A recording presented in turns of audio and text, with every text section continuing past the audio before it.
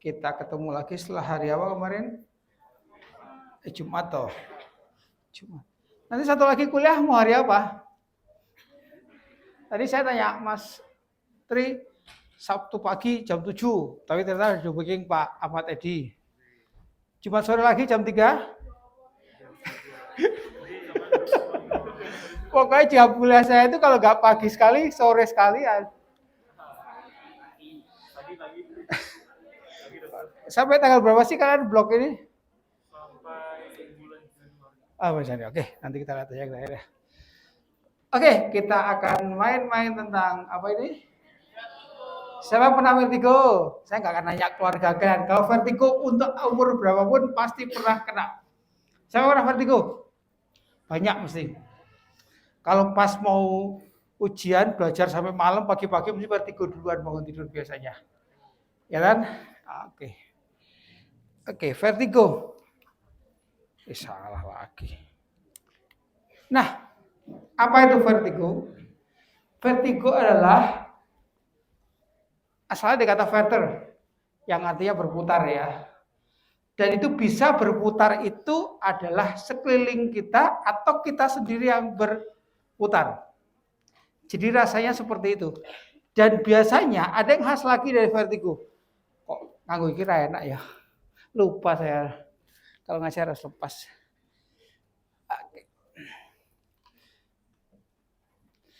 Biasanya ada rasa mual juga bersamaan dengan vertigo tersebut. Dan ada yang mual, ada yang tidak juga. Itu nanti berhubungan sama namanya vertigo perifer dan vertigo sentral. Ya. Oke. Atau siapa yang pernah vertigo di sini, saya minta tolong satu dulu orang. Satu yuk. Cowok aja, cowok. Cowok siapa yang pernah vertigo? Kamu pernah vertigo, Dek? Pernah vertigo? Yuk, ke depan sini. Kita akan lakukan apa pada pasien ini? Pasien. Masalah ini yuk. Kita akan coba dengan Romberg test dulu ya. Dek, lurus kakimu ke depan. Maju dikit, maju dikit. Oke, rapat jempol nempel jempol. Ya, oke. Tangan di dada. Dua-duanya. Ya, dua-duanya. Lihat terus ke depan. Lihat terus ke depan. Sekarang merem. Yuk.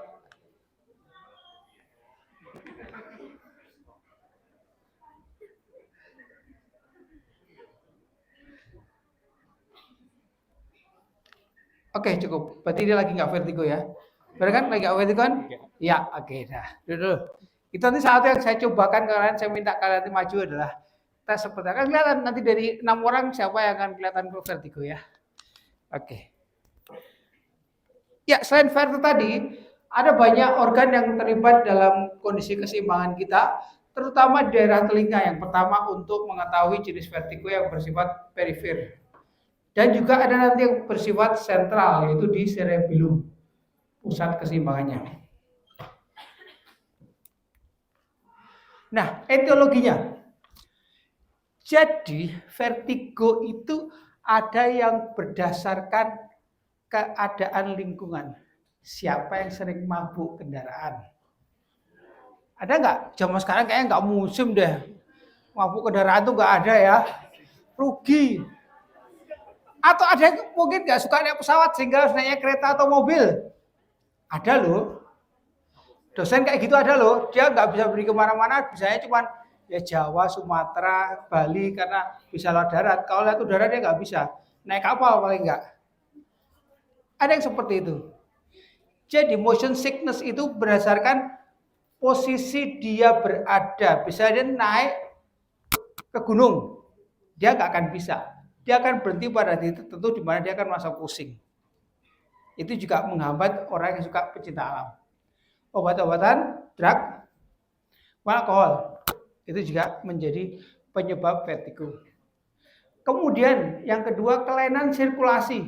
TIA itu juga bentuk serangannya tidak selalu lemah separuh kayak kemarin ya, tapi dia juga merupakan bentuknya vertigo sangat mungkin kalau letaknya di cerebellum.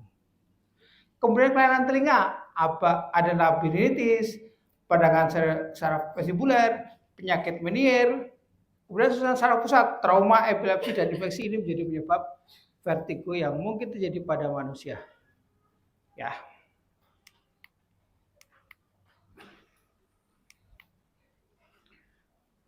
Ada beberapa teori yang kita temukan dalam menentukan penyebab vertigo. Yang pertama adalah overstimulasi, stimulasi berlebihan. Contohnya apa? Kalian pernah main dalam bola yang diputar-putar itu? Terus setelah keluar apa? Goyang nggak? Iya itu overstimulation. Orang dirangsang untuk melakukan hal yang membedakan gerakan kepala dengan gerakan organ lainnya, itu sangat mungkin menjadi overstimulation. Yang kedua, konflik sensorik yang muncul di, nanti ada penjelasan ini. Kemudian yang ketiga adalah neural mismatch. Keempat adalah teori otonomik. Kelima, teori neurohumoral. Dan yang keenam adalah teori sinap. Ini penjelasannya. Overstimulation. Nah, ini. Rangsangan berlebihan pada seseorang akan menimbulkan efek seperti mual sampai muntah. Kalian kalau sering melakukan tindakan stimulasi yang bersifat ekstrim, itu akan merangsang muntah yang tidak kita inginkan sebenarnya. Nah, kalau teori konflik sensorik adalah di mana adanya kondisi ketidakseimbangan antara masuknya rangsangan yang berbeda pada telinga kanan atau telinga kiri. Jadi bisa saja suara keras di telinga kanan akan menimbulkan situasi yang tidak nyaman pada sisi yang kiri. Itu menyebabkan konflik sensorik. Kemudian neurohumoral adalah pemberian, ini biasanya menggunakan pemberian antihistamin, obat-obatan yang berfungsi untuk mengendalikan alergi dan sebagainya. Dan teori sinap itu adalah menggunakan kondisi beberapa hal yang menentukan adaptasi seorang terhadap situasi yang terjadi di sekelilingnya. Otonomik itu berusaha adaptasi dengan gerakan atau perubahan posisi. Seperti tadi juga namanya teori otonomik adalah pemeriksaan Romberg test tadi juga termasuk dalam teori otonomik tadi. Dan teori mismatch adalah tergantung pada kondisi tertentu yang dirasakan orang itu pada gerakan yang aneh. Misalnya dia berada di udara, dia berada di tempat yang keseimbangannya terganggu, itu adalah teori neural mismatch. Ya. Jadi ini sebenarnya vertigonya. Jadi kalau kita lihat sini, ada 3 penyebab utama yang menjadi penyebab vertigo. Yang pertama adalah psikogenik. Orang dengan sistem fobia atau takut terhadap sesuatu, dia tentunya akan menjadi mudah vertigo dan menjadi pusing yang berlebihan pada situasi tertentu yang menyebabkan dia takut. Ada yang punya fobia terhadap sesuatu? Apa? Terhadap spider ada ya? Laba-laba ada yang takut terhadap laba-laba? Dan sampai gila banget itu? Ular? Atau ketinggian atau jalan di tali misalnya? Ini sangat mungkin menjadi penyebab vertigo yang psikogenik ya. Kemudian yang kedua, yang bersifat patological. Tentunya ada yang bersifat penyakit di sini. Penyakit sentral ada dan penyakit perifer. Penyakit perifer adalah BPPH. BPPH artinya apa? Tahu nggak BPPH? Hah? Nggak tahu BPPH? Itu namanya penyakit benign positioning BPPV bukan BPPH. Vertigo. Penyakit vertigo akibat pengaruh situasi dan kedudukan pasien. Misalnya dia berdiri terlalu tinggi dia merasa pusing, berdiri terlalu miring dia merasa pusing, itu berdasarkan posisi tubuhnya yang mungkin tidak sesuai kondisi normalnya. Kemudian kedua, Meniere, apa Meniere? Meniere disease. Meniere disease itu adalah penyakit telinga yang ada 3 tanda-tanda. Pertama, tinnitus atau suara di telinga. Yang kedua, vertigo. Yang ketiga, adanya penurunan pendengaran. Agak budi. Ada yang namanya budi? Budek dikit. Jadi pasien saya di rumah sakit itu kalau perawatnya bilang, dok ini pasiennya namanya Budi. Kenapa Budi mbak? Budek dikit. Jadi kalau dia ada 3 ciri itu adalah menial disease. Menial disease harus mencakupi 3 kondisi tadi yang. Kemudian yang ketiga adalah infeksi, trauma, dan iskemik pada telinga. Kalau yang fisiologik atau normal, seperti yang bilang tadi, mabuk adalah kondisi normal pada vertigo akibat kendaraan atau kondisi tertentu lain. Yuk, ada yang mau tanya sampai sini dulu? Yuk, ada yang mau tanya?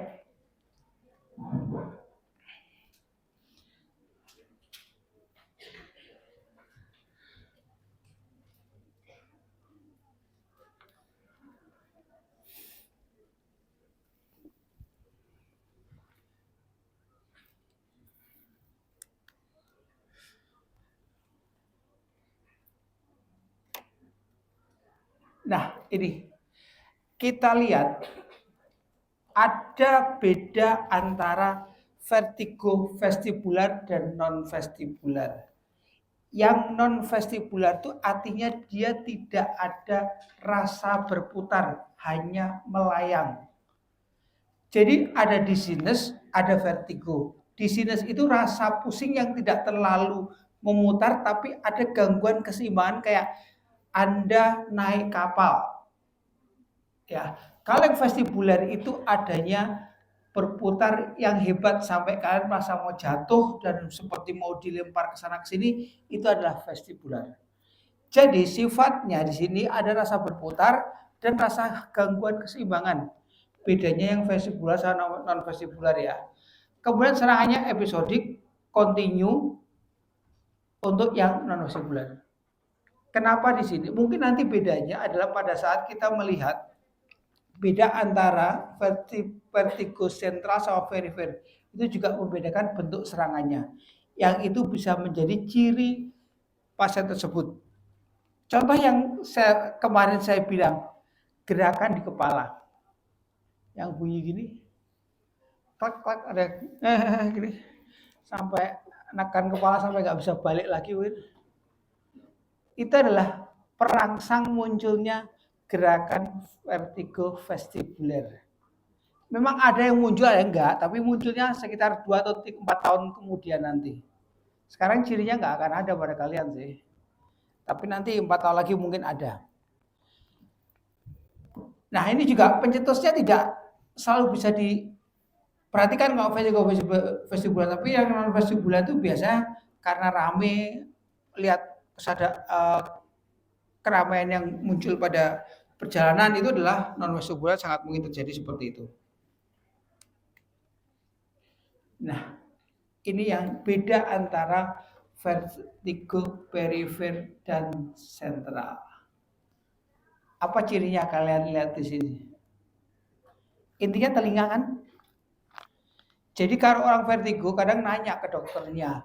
Kadang dia nanya ke dokter umum, dok, kalau saya vertigo saya harus ke dokter THT atau ke dokter saraf? Kemana yuk? Apa? Kenapa saraf? Kelainnya di telinga kok.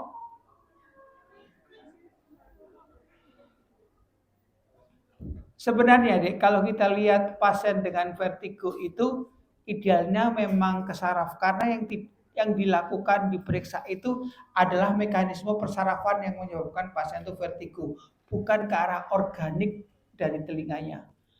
Kalau kita lihat telinga, kita bisa lihat apakah infeksinya di telinga luar, di telinga tengah, atau telinga dalam. Itulah untuk melihat organiknya. Dan untuk vertigo sentral itu cenderung di daerah otak atau cerebellum. Jadi kalau ada orang dengan keluhan tiba-tiba mendadak vertigo, tidak pusing berputar tapi hanya non vestibular, sangat mungkin itu stroke. Meskipun tidak ada kelemahan yang saya sebutkan kemarin, hemianopsia, hemiparese, jadi tidak separuh. Karena dia letak seraya di cerebellum, di mana pusat cerebellum itu adalah sebagai pusat keseimbangan. Itu harus diperhatikan juga ya. Dan kelainan-kelainan penyakitnya bisa kita cari dengan memeriksa pasien tersebut melalui jenis-jenis penyakit yang sangat mungkin muncul akibat kondisi vertigo tersebut. Ya.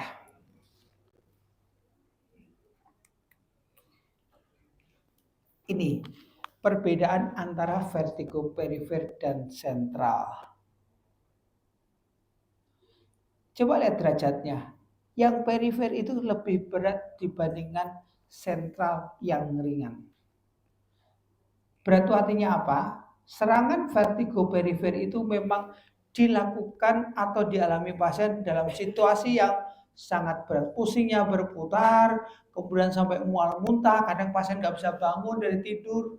Itu yang menyebabkan orang itu vertigo perifer.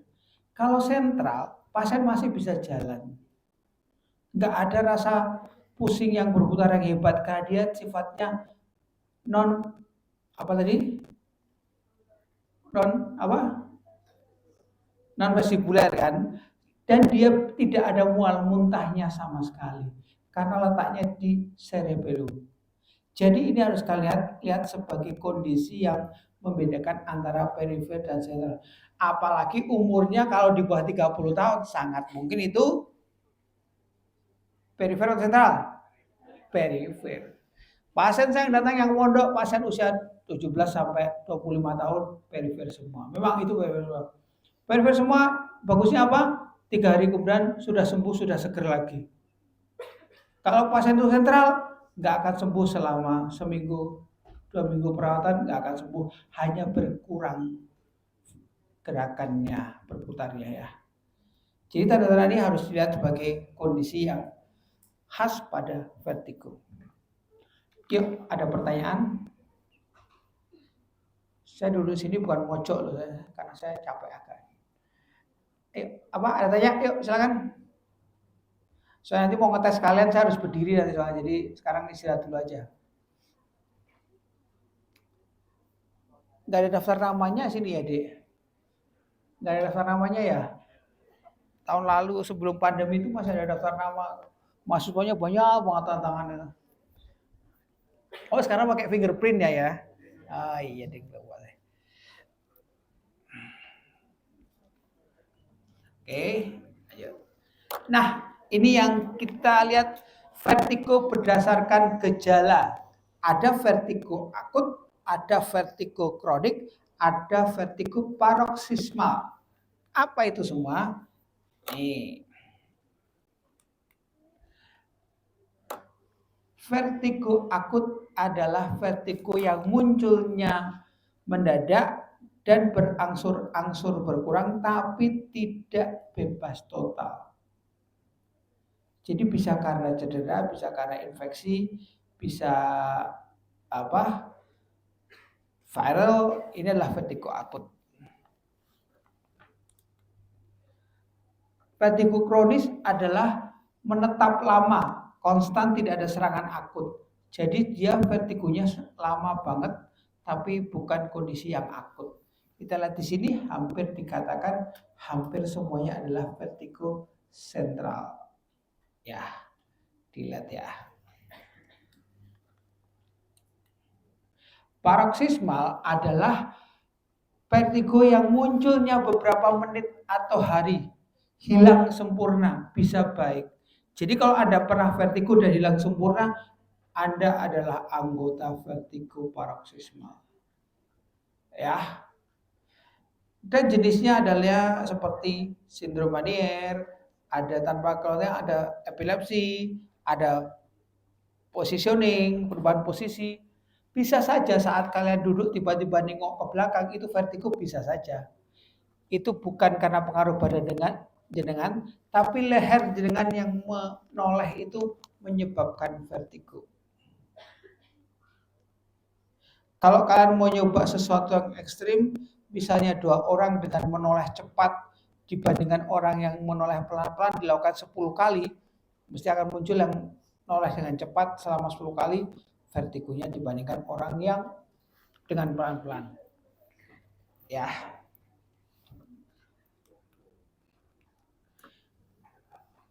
Jadi kalau kita melakukan penegakan diagnosis, itu tentunya bentuk vertigonya yang harus kita lihat. Apakah dia melayang, ataukah muter, atau seperti naik kapal.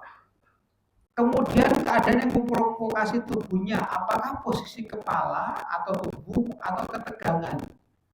Dan profil waktunya timbulnya akut itu muncul, ataukah perlahan-lahan atau hilang timbul, ataukah kronis, itu juga menjadi hal yang harus ditanyakan. Keluhan lainnya adanya gangguan di telinga, misalnya ada mual muntah dan gangguan pendengaran, dan juga riwayat intoksikasi obat. Itu harus ditanyakan semua. Tapi untuk posisi misalnya seumuran kalian saya tanya, saya kan nggak akan nanya intoksikasi obat, tidak akan saya tanya gerakan yang non volunteer, tidak saya tanya. Itu memang harus ditanyakan gerakannya vertigo, mutar, ataukah ada mual muntah, yang paling gampang kita tanyakan pada usia di bawah 30 tahun. Kalau di atas 30 tahun baru kita tanyakan kondisi lain yang berhubungan dengan central vertigo ya. Oke. Yuk, ada yang mau tanya? Ya. Kenapa di vertigo itu ada faktor resikonya? Salah satunya umur, kayak misalnya kalau vertigo perifer itu nanti buat kayak pasien yang di bawah 30 tahun, terus kalau sentral itu di atas 30 tahun. Itu karena apa? Jadi pada dasarnya kalau vertigo perifer itu biasanya tanpa didahului kondisi penyakit yang lain. Dia akan muncul tiba-tiba hanya dalam gerakan tertentu ataupun situasi tertentu yang menyebabkan gerakan mendadak pada leher atau kepala. Sementara kalau vertigo sentral itu biasanya dipengaruhi oleh kondisi degenerasi, sudah menurun fungsi dan kondisi tulang lehernya. Dan itu mungkin menjadi penyebab vertigo sentral karena dia berhubungan dengan cerebellum atau otak kecil kita. Sementara kalau pada usia di bawah 30 tahun, gerakan perifer itu berhubungan dengan telinga kita. Jadi tidak selalu gerakan telinga itu banyak dilakukan oleh orang di atas 30 tahun, lebih cenderung di bawah 30 tahun. Jadi itu sebenarnya bukan faktor resiko, tapi kebiasaan atau ciri yang kita jumpai untuk menanyakan pada pasien yang masuk ke tempat praktek dengan kondisi vertigo, kita lakukan hal seperti itu deh. Ada yang nanya lagi? Yuk.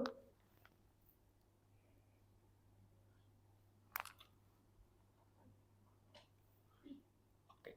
Ya.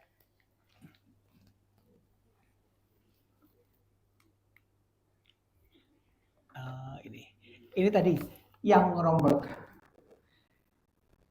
Jadi sebenarnya Romberg tadi belum saya lakukan dengan situasi yang mendalam dari kondisi pasien tadi.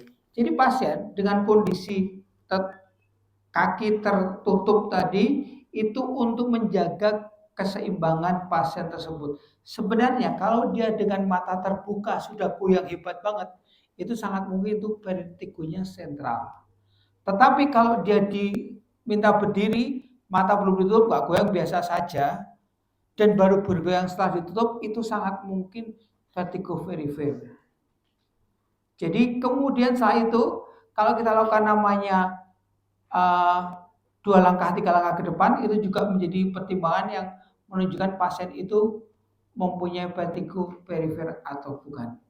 Tadi yang maju namanya siapa tadi? Oke.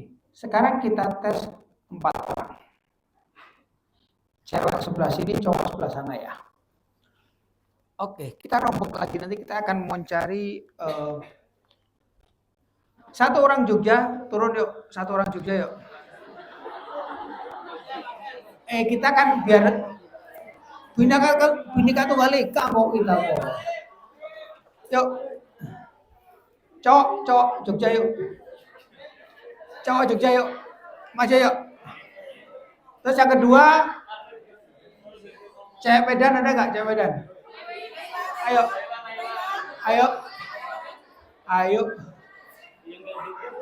Apa? Ya apa? Nanti ada kesempatan lagi. Cowok Jogja 1. Yuk, cowok Jogja dulu. Cewek Medan sana.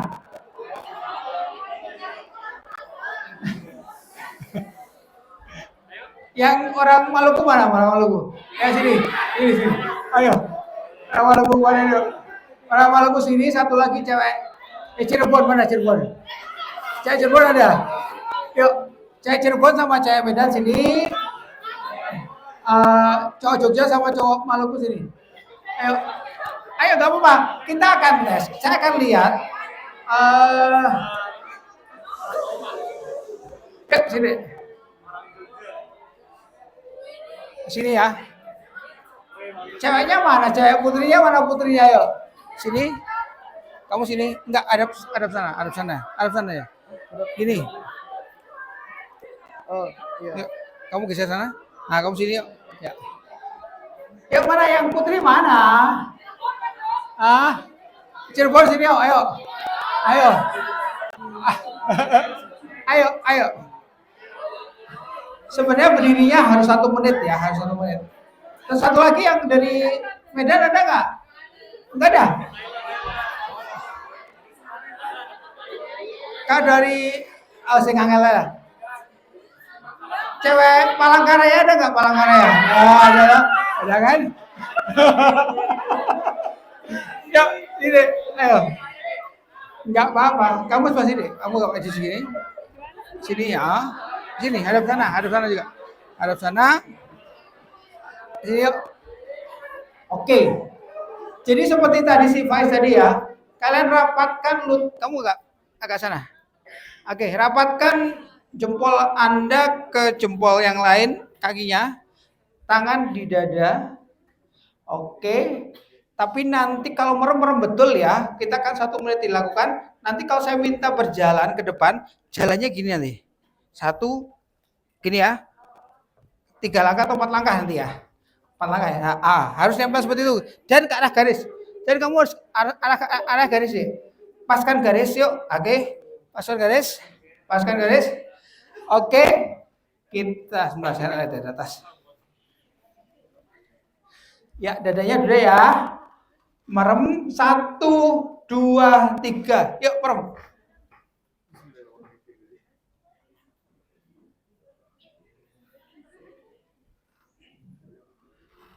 Oke, nanti kita akan buktikan dengan berjalannya ya. Nanti hitungan kelima jalan ke depan 4 langkah ya. 1, 2, 3, 4, 5. Yuk, jalan.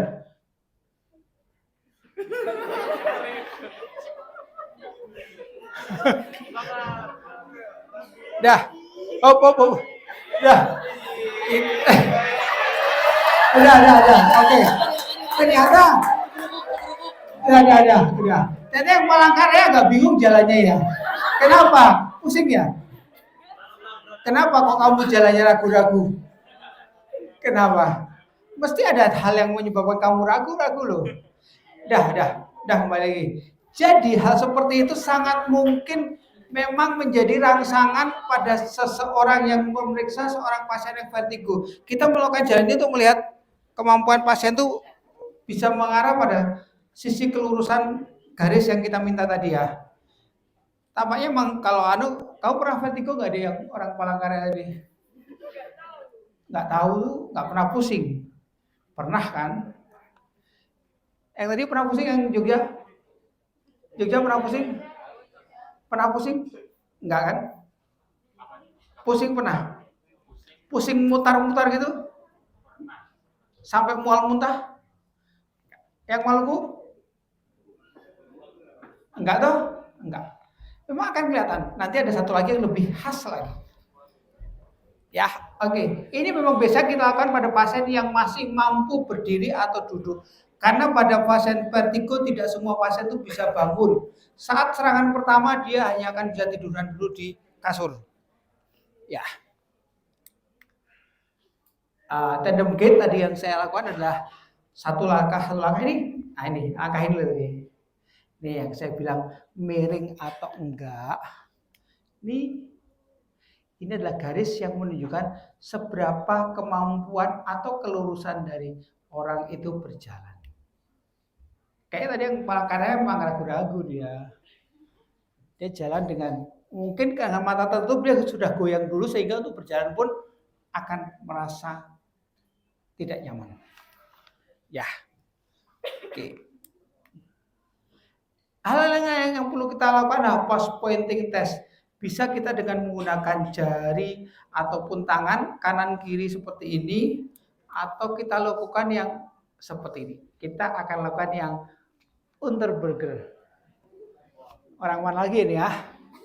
Nanti ini kayaknya lebih banyak 4 orang atau 6 orang ya? akan kelihatan nanti pada saat detik atau menit ke 30 kalian akan berteriak, wah ini vertigo ini ada. Kamu tadi mau maju? Mana tadi yang maju? Maju, yuk, ayo maju. Dari mana kamu dek? Dari Kalimantan. Kalimantan. Oh iya. Yang dari Sulawesi ada nggak yuk? Makassar. Orang Makassar yuk maju yuk. Kalimantannya mana dek? Oke, Kalut. Kaltar. Yang Makassar mana Makassar? Ayo. Ayo. Atau ada yang mau maju wes? Saya minta kesediaan kalian maju. 3 orang cewek, 3 orang cowok, yuk. Atau yang pernah vertigo.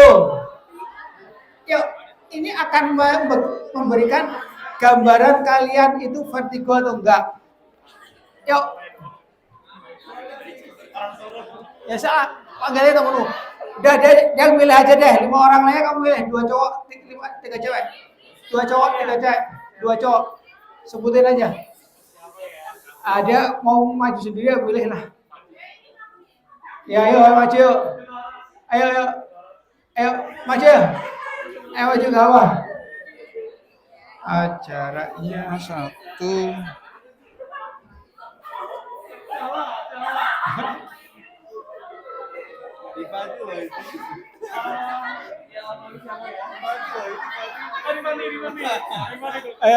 Ayo gak apa ya? Ayo maju. Atau yang pernah jadi paskibra. Paskibra yuk. Saya akan melihat paskibra, bener paskibra yuk. Ayo silakan. Paskibra yuk. Ayo.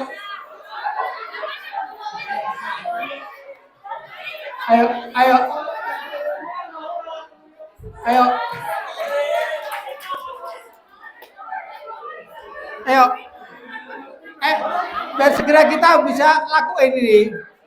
Saya butuh 1 menit nanti soalnya.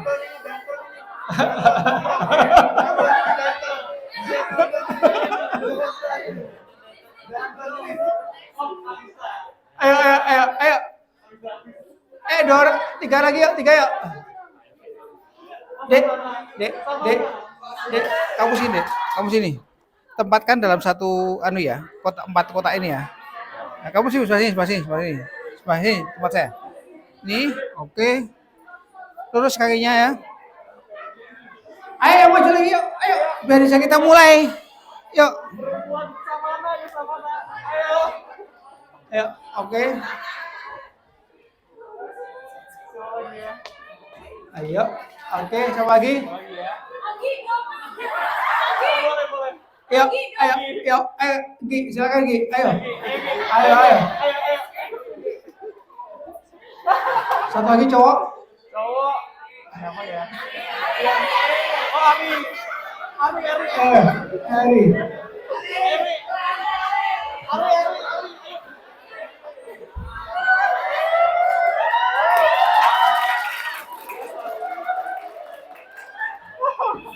Udah ya? Ya.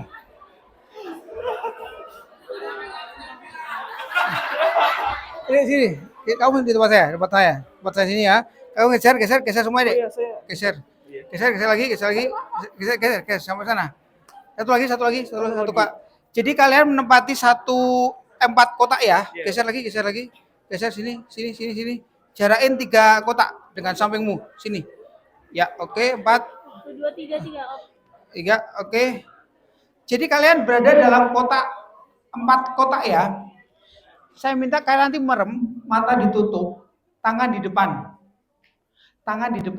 Kalian melakukan gerakan jalan di tempat selama 1 menit. Kalau dia akan kata nanti, miringnya itu adalah antara 45 derajat ya. Dengan lututnya rata dengan rata-rata apa ya? Apa namanya? Rata apa ya? Apa deh namanya? Lututnya rata itu apa? Ya, gitu ya. Oke. Ya, mata tutup ya. Saya lihat di depan juga soalnya. Ya, mata tutup. Mata tutup. Yuk, tangan di depan. Mata tutup yuk. Nanti belum. Semangat. Saya bilangin kapan berhentinya ya. Tetap mata ditutup sampai terakhir nanti saya bilang stop ya. Ya, oke. Mata tutup semua, tangan di depan yuk. 1, 2, 3, yuk. Lihat. Siapa yang lihat. Lihat.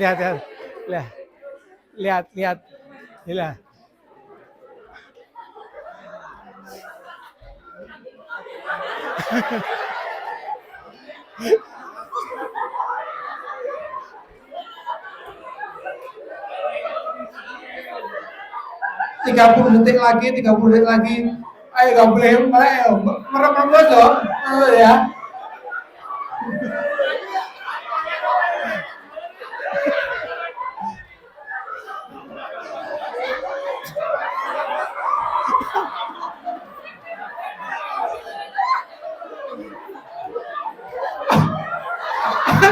Oke. Tadi di sini ada berapa derajat ya tadi ya? Itu tadi bengkok yang kanan sendiri nggak bengkok itu. Kelihatan nggak kalian mana yang kalau sana kan lurus terus, hitam lurus. Ini tadi agak belok sedikit ya. Yang cewek yang bagus yang hitam toh. Pakai baju itu.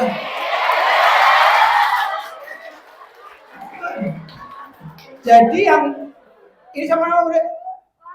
Laras, kamu pernah vertigo? Enggak tahu, dokter pernah pusing. Iya kan? Kamu pernah vertigo? Kamu sama vertigo? Kamu nggak pernah? Kamu nggak pernah? Kamu nggak pernah makanya. Jadi orang yang main vertigo kalian kelihatan. Tadi kenapa terus kamu bisa geser kanan kiri kok? Kamu mulai ya? Ya, baru pusing ya? Iya, makanya dia. Jadi seperti itu. Siapa yang mau nyoba lagi? Udah. Tadi kelihatan banget tadi yang Laras tadi kelihatan banget ya. Kelihatan berapa derajat dia bergoyangnya tubuhnya. Kalau tadi yang hijau sama namanya? Hijau. Dia miring sini terus sini lagi. Kalau Laras kan tadi memang dia ke sini terus. Nah, itu memang cara untuk mendiagnosa orang yang punya ciri khas vertigo perifer. Sangat dipengaruhi oleh gerakan tubuhnya dan juga dipengaruhi oleh situasional yang memaksa dia untuk melakukan gerakan. Jadi seperti ini ya.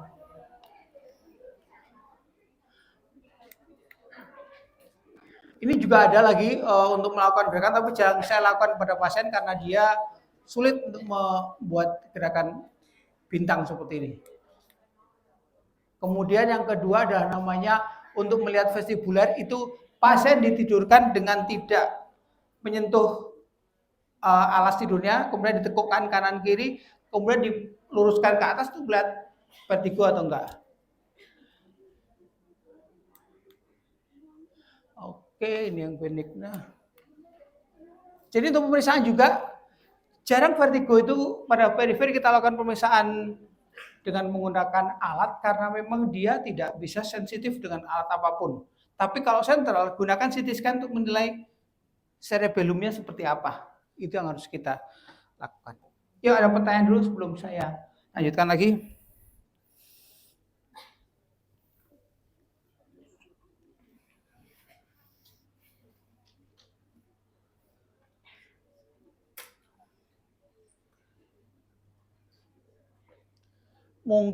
Mungkin akan lebih muncul kalau kalian melakukan satu-satu. Kalau 6 orang kayak gitu memang ada mikirnya, sana gerakannya miring apa enggak ya? Saya miring apa enggak ya? Harusnya sendiri aja. Kalian coba di rumah sendiri pakai kaca.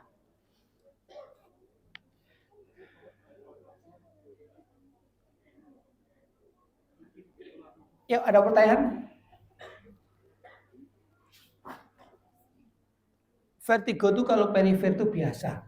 Jadi kalau kalian merasakan vertigo saat naik kendaraan, memang jangan diteruskan. Harus berhenti dulu untuk menilai keseimbangan kalian itu sudah pulih atau belum. Kalau itu belum pulih, jangan dilakukan terus-menerus. Supaya tidak muncul hal yang merugikan kita. Kecelakaan, nabrak, dan sebagainya. Saya kalau vertigo muncul itu udah berat sekali, apalagi perifer. Perifer sangat berat dengan sudah ada mual muntahnya biasanya akan lebih baik berhenti dan membuang muntah itu dulu sebentar di luar daripada kalian muntah di mobil atau di saat naik motor.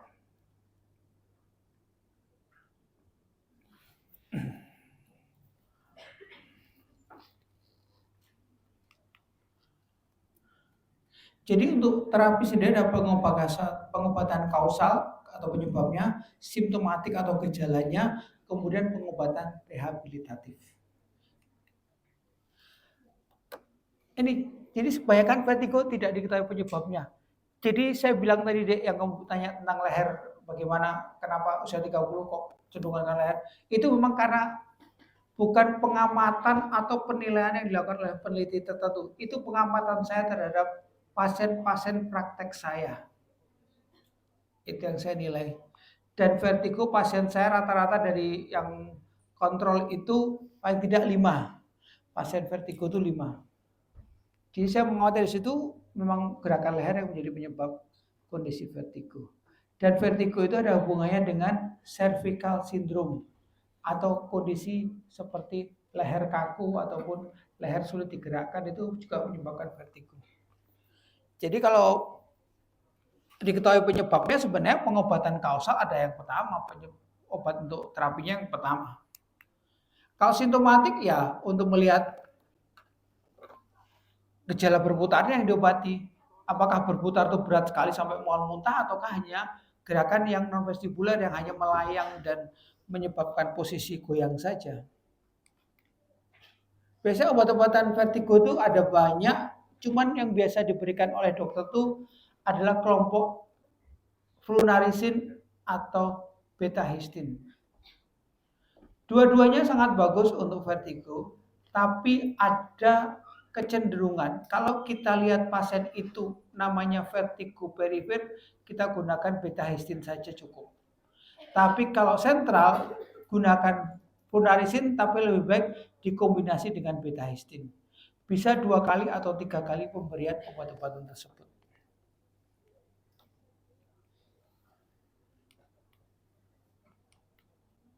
Kalau pengobatan rehabilitatif adalah pengobatan dengan menggunakan terapi RM atau rehabilitasi medik.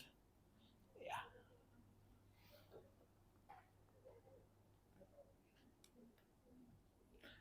Ini yang sering diberikan adalah dengan menggunakan Brandarov atau memberikan terapi rangsangan pada pasien dengan menggerakkan badannya ke kanan, ke kiri, dan ke tengah untuk melihat apakah ada kondisi pusing yang berputar yang muncul lagi pada saat dia dilakukan rehabilitasi medik seperti ini.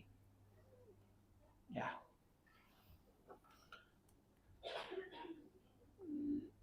Dan visual vestibular seperti yang bisa dilihat dibaca sendiri. Ini yang saya jarang melakukan ini karena biasanya dokter rehabilitasi medik yang melakukan ini, tapi kalian baca saja untuk melihat bagaimana cara melakukan terapi untuk pasien dengan vertigo. Oke. Nah, ini pencegahannya. Kalau kalian tidur, usahakan posisi dengan menggunakan bantal. Jangan rata. Tapi ini yang pernah punya vertigo ya, kalau nggak punya vertigo nggak usah, nggak apa-apa. Kemudian hindari posisi membungkuk bila mengangkat barang. Betul. Jadi membungkuk yang terlalu ekstrim akan menyebabkan kondisi vertigo yang perifer. Ini dari posisi mendongakkan kepala, mengambil satu benda, gerakan kepala secara hati-hati, maka secara teratur mulai beban pikiran stres akut ataupun istirahat. Ya, oke. Ada pertanyaan dulu sebelum kita akhiri? Capek juga, cepat juga ya. Ya, ada yang mau tanya yuk, silakan yuk.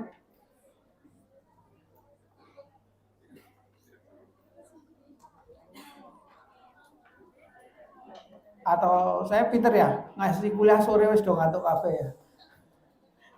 Tadi tutorial gak ada ya? Oh, coba. Oh, betul, berarti saya kasih sore ya. Ya, ada pertanyaan sampai sini yuk.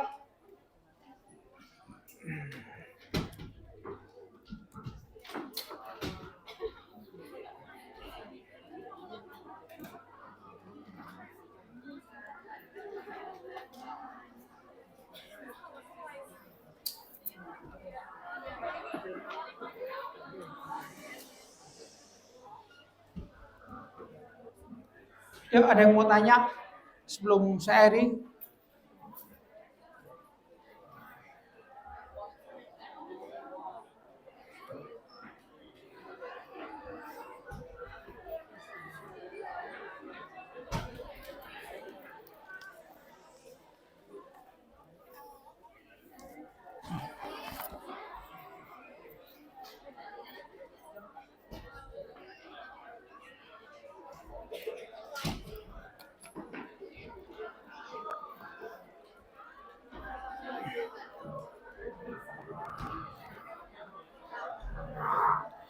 Oke, baik. Kalau sudah tidak ada, kita akhiri dengan hamdalah.